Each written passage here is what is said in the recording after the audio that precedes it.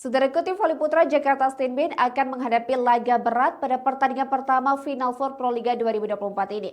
Di mana Jakarta Steenbeen nantinya akan bertemu dengan tim yang belum pernah berhasil mereka kalahkan.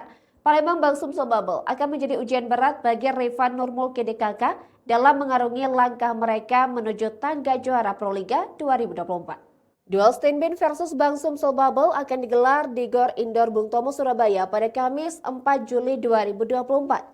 Meski banyak diperkuat pemain tim nasional dan disebut sebagai Dream Team, tim besutan Rian Masajedi itu nyatanya selalu tak berdaya dalam 2 kali kesempatan pertemuan.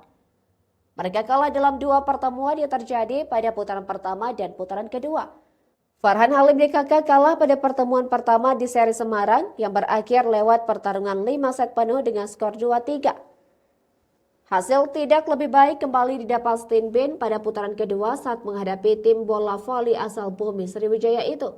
Mereka harus pulang dengan tangan hampa karena mengalami kekalahan dengan skor 1-3.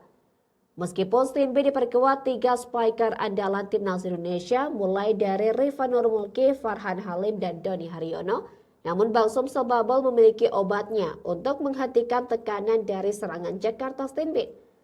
Bangsum Sobabel tercatat memiliki raihan blok poin terbanyak pada fase reguler.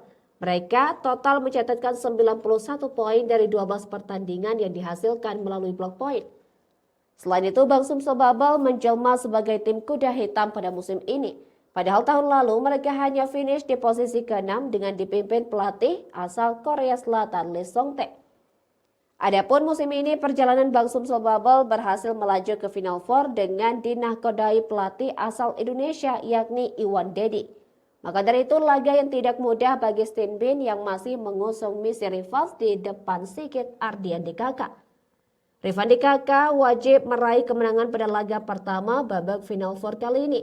Kemenangan tentunya akan mengangkat kepercayaan diri dari tim besutan Rian Masajedi itu pada laga selanjutnya. Setelah Bangsum Sobabel, mereka akan menghadapi 2 tim tangguh lainnya yakni Jakarta Bayangkara Presisi dan Jakarta Lavani Alobang Elektrik. Apalagi 2 tim tersebut juga berhasil mengalahkan Jakarta Steenbeen pada putaran kedua Proliga 2024.